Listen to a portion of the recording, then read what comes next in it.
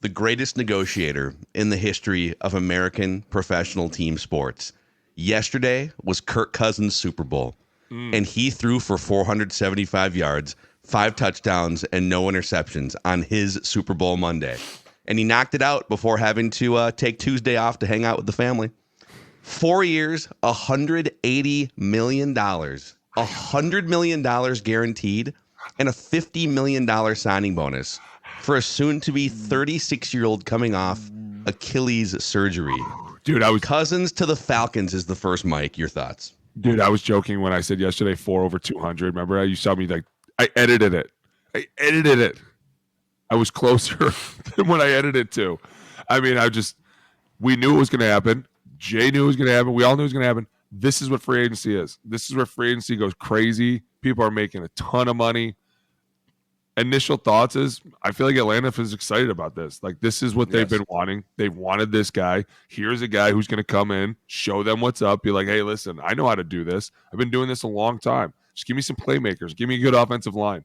This is what they wanted. And honestly, I'm excited for them because the division isn't the same as it is up here.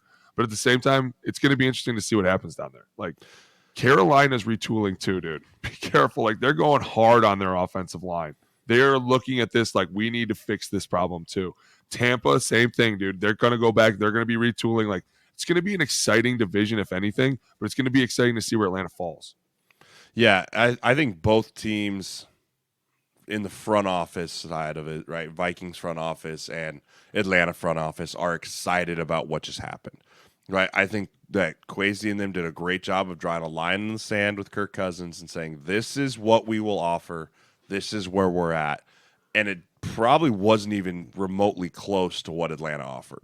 Now, I can't imagine that it was a 4-year deal, all kinds of guaranteed money. It was two. Like, I had heard it was the Vikings offered like 2 years of structure, but it was really effectively 1 year of guarantees. Yeah, so I don't know. The longer it was waiting yesterday, like, because I expected this news to drop really quickly, like right when free agency hit. And the longer it was waiting and the longer it's dragging out, I was like, he's coming back. He's going to be a Viking.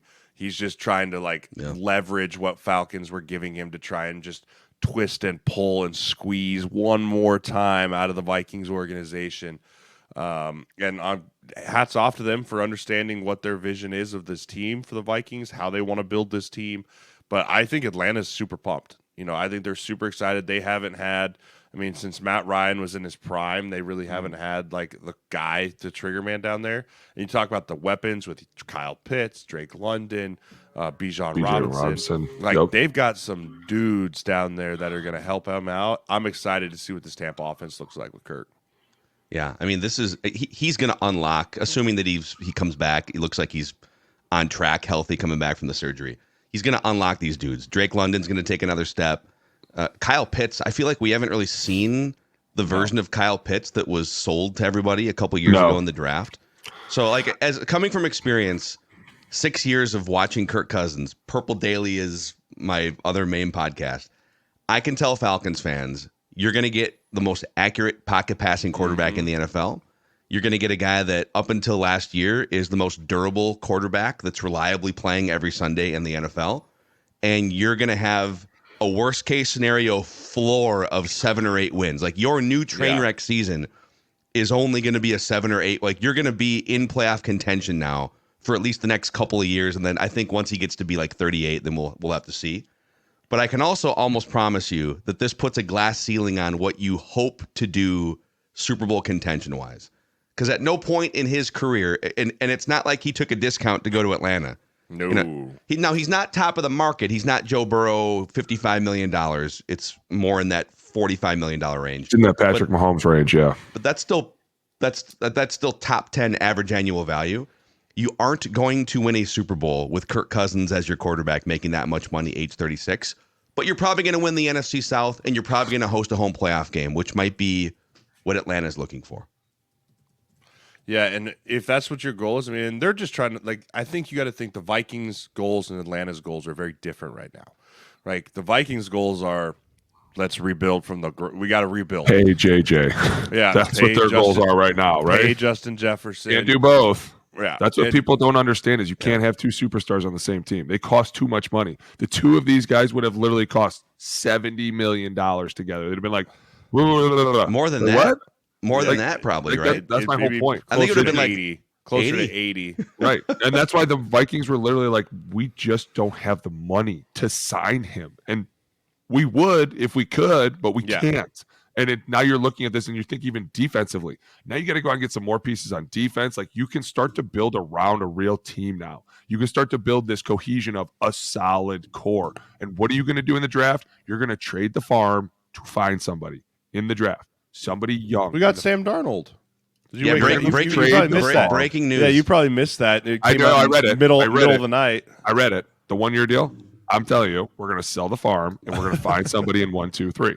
Dude, I think I closed circuit to some Vikings fans who are panicking right now because I can sense a lot of Kirk Cousins was a great safety blanket for 6 years, and that you're going to get professional quarterback play, and it comes off a number of years where the Vikings had a lot of questions. They whiffed on go back 15 years. They whiffed on Tavares Jackson in I can't go back that far. 2007. That's too silly for me. I'm sorry. I could go back 5 years. No, literally, I could go back 5 and go, yeah, okay, sure, they messed it up. You don't understand. But I can't. Vikings fans, dude. Vikings fans. I got that. I'm just telling you, as a real football fan, I'm 5 years is how we do it. Okay, I agree with Boone. Literally, just wait 5 years, and if they haven't fucked it up in 5 years of the draft, we go, hey, we're doing pretty good. But there's a layer of PTSD for Vikings fans that goes back to T-Jack, to Ponder. I know, dude. Bridgewater, oh man, he looks like he's going to do something. Dude, I heard it yesterday. You were there for that. I was at Hockey with Bear when the news broke, and I was talking to two dads, and they were like, what are we going to do? And I was like, oh man, they're in a new world. Let me tell you what you're going to do. You're going to trade everything to be like, we want this guy. And then you're going to put all your eggs in one basket, and you're going to go crazy with that dude. You're going to pay JJ. You're going to find defenders. It's going to be awesome. It's going to be super, super fun. Yeah. And maybe at the same time, you draft a running back, too, to help him. Maybe you just go crazy with the backfield. Maybe you start over. New concept. I know it's new. But dude, you were part of a team. This is what I want to calm Vikings fans here for a second, because it's going pandemonium over here. They think about the worst case scenario because they've seen the T-Jack, the Ponder. Oh my God, what if? But there are so many examples of teams moving off a good to not maybe even a great quarterback into the unknown. Just off the top of my head, Lions moved off Matthew Stafford. 2 years later, they were back in playoff contention with Jared Goff, and then 3 years later, one of the best teams in the NFL. Yep, playing Matthew Stafford in a playoff game, right? Karma. Packers move off Aaron Rodgers. They got better the next year, overnight, with Jordan Love. Yeah.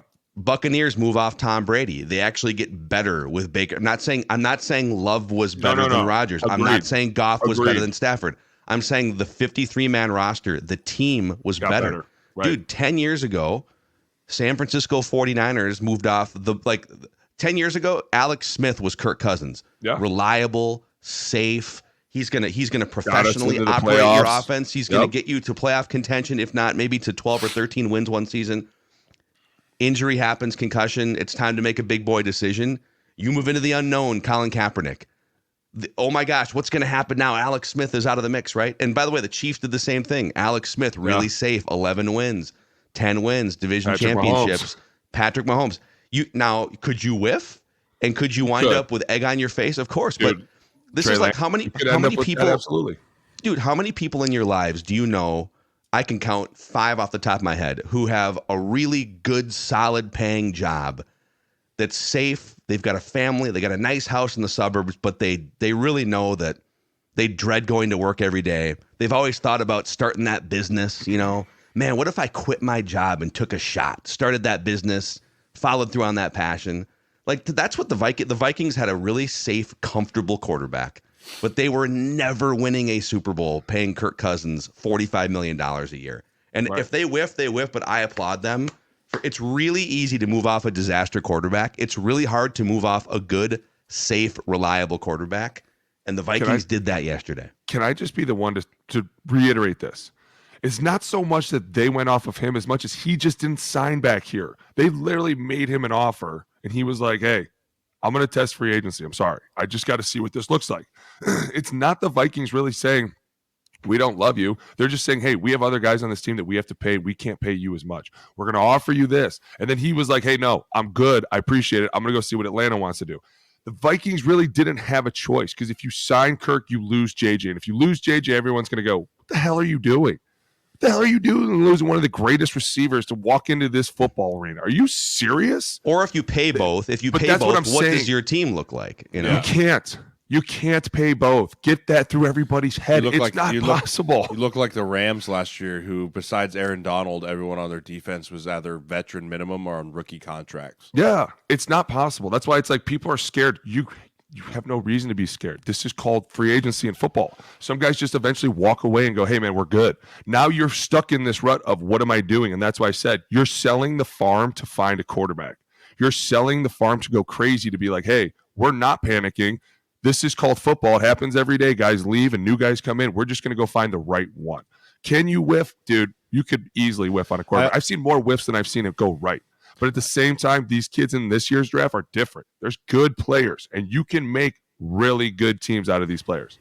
I honestly think, too, kind of my last thought here on these two is I think there was a part that we were worried about fraction division between Kwesi and KOC, right? I think with the way things played out, neither one of them are really at fault. Yeah, right? No. I don't think, I think if it would have been like Kwesi, like we're not offering him anything, right? Like besides peanuts to come back, right? Here's peanuts. You can take your peanuts, come play for us on a hometown discount, right? KOC would have been upset, right? But I think the way that KOC said, hey, we need him back, and Kwesi said, okay, we need him back, but here's all we can pay him. Right. And he walked away, like Boone said. I think that this happened the best possible way so that those two aren't mad at each other. Correct. Right. Those two aren't fighting. Those two aren't upset. Like it wasn't this huge animosity point between one or the other. Like they came and said, here's what we can do, Kirk. We want you back at this price. Like it wasn't a get out of here shoe type of thing. And he's the one that walked away. And so I hope that causes some galvanization between the front office and doesn't start putting people on sides. I don't think it will. I agree with you. I think that's the only really positive thing for the Vikings fans can think of is I don't think you have division at the top. I think you have uni at the top, and now Kwesi's going to look at KOC and go, which one you want? Right. Who are we going for who right are now? You in love Tell me. with? Mm-hmm. Right. You tell me who you're in love with, and I'll see if I can make it happen. Right. I think that's the conversation that's being had now. Of hey, is it Bo Nix or is it Drake May? Is it Jane Daniels? Is it anyone besides JJ McCarthy? Is it JJ McCarthy? Who is it? Like just pick one, and then we'll go get him. You might have to start coping with JJ McCarthy in purple here, my man. Can I just say this though? Nightmare. I'm just going to say this. I'm a little surprised that Kirk didn't stay. I'm just going to say that. Listen remotely. Listen, I know the Beast better than anybody, Brody. I know the Beast. But for as much as everybody here was all about him and he seemed like he was all about everybody here, he was quick to be like, deuces, they're going to give me 4 years, not two. They were packing boxes on Instagram 5 days ago. I'm just saying. I saw that just saying. For a lot of people that are like loyalty above all. I almost said that to you. Back here. I was like, oh, they're going through old VHS boxes. When do you go through old VHS boxes? When you're moving, yeah, right? It's the only time you little do it. Nostalgia. Oh, I got 1 more minute to get drinks in. I got to get my last sips of water in here. Last days, boys. Wait, what's the cutoff? Hour? 2 hours? Must be 2 hours. So you have to fast, including liquids, for 2 hours? 5:45, that's it. Pour one out for Jeremiah Sirles here, folks. Oh, dude, insult to injury. My wife literally just texted me and goes, Graham's throwing up in his bed. So that's good. So I actually might be taking myself to surgery this morning. Little Uber to the surgery center. You need me to come get you? Yeah. I could if you lived up here. Someone come get me. Anyways, that's unfortunate for her to deal with right now. That sucks. Yeah. So Jay's dealing with pre-surgery shenanigans here. Hey, just a couple more things on this, and we'll get to some other topics. 6 years. If I would have told you guys 6 years ago, because coming off the Minneapolis Miracle season, the Vikings decided, okay, we're on the doorstep of a Super Bowl. Case Keenum, we like you. Not sure that you're the guy that's going to repeat this in 2018. So they said, Kirk is the final piece to a Super Bowl puzzle. Like, let's not lose sight of that. 6 years ago, he was signed as a mercenary to win the Vikings their first Super Bowl. They missed the playoffs in 2018. 6 years, $185 million, 2 playoff appearances, 1 playoff win. I think it's a failed 6 years. It's weird because you could say he's the second best quarterback in Vikings history behind Fran Tarkenton. You could say that. I don't know that I would gets say you that. nowhere. Dante Culpepper, it's not like the greatest list. Yeah. He could be the second best quarterback in Vikings history, and you could call those 6 years a failure for what the mission was when he was signed in 2018. Is that a fair take? No, it's a fair take.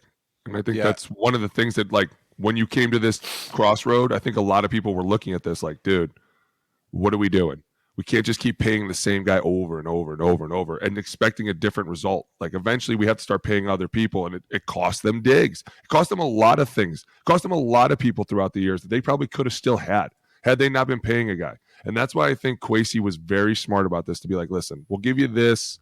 We can't go max on this, man. Like, we just can't give you everything anymore because we need to get these young guys developed around here. We need to keep a culture around here. We need to keep a nucleus. We need something to stay for a round. And we have had to be selling off everything lately. So it's like, hey, it's a new day here, and this is how it goes. But I don't know. I still just don't get it. Listen, I'm going to be honest with you. I'm from Cleveland, okay? Don't tell me about tough times. I got it. Our team left in 99. They literally left. 94. They came back in 99. No, dude, they like left and came back in like 2001. Like, they were gone. Like, we're going to Baltimore, and Butch Davis was like literally running to the airport. I know tough times, but eventually you turn around and go, hey, next year's going to be better. We're going to figure this out eventually. Like, it's just crazy how people up here are like, oh my God. You're like, dude, there's so many more quarterbacks. You're going to be fine. Dude, this franchise, we're not going to be fine. You're like, this is the other thing about that, dude. Like, all the different PTSD whiffs. Oh my God, Tavares Jackson. It goes right to that. Okay? Yeah, it does. They won a division with Tavares Jackson, and then they moved off of him and just grabbed Brett Favre because they had the flexibility. And then they went to the end. And then they whiffed on Christian Ponder in 2011. But they won 10 games, dragging him along in 2012 because they had a roster. And then they moved. Dude, they had a badass roster. Teddy Bridgewater. Let's try him. Okay, his leg explodes.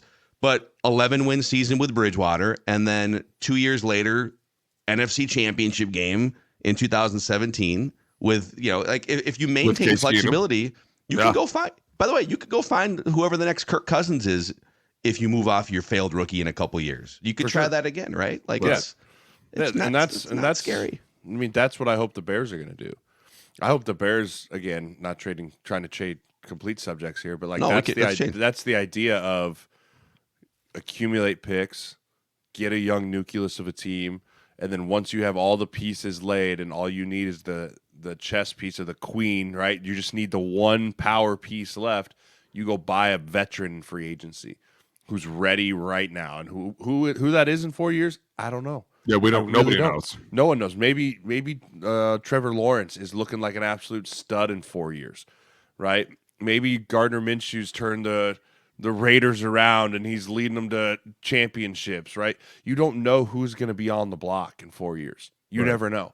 But if you have a great group like Atlanta and you have a great young talented team and they've just been living in quarterback purgatory for the last 3-4 years, you go out and you sell the farm like this because you have the cap space to go do that because of what you built. So I think it's a great plan for Atlanta. They executed the plan well. I thought they've had a really good offseason, moving on from Arthur Smith, coming in, bringing in Morris over. Like, I really like the vision and the path that the Falcons are on this year. What is the furthest the Falcons will go with Kirk Cousins in the next, 3 years? NFC Championship. I could easily see winning the division. Yeah, I could easily see winning division, but I'm telling you, man, the NFC is going to be tough. Like, the Lions are going to be tough. The Niners are always going to be tough. Packers. Philly, after getting Saquon, is going to be tough. Like, dude, I'm telling you, some of these. I know, bro. Philly's been stripped and sold for parts.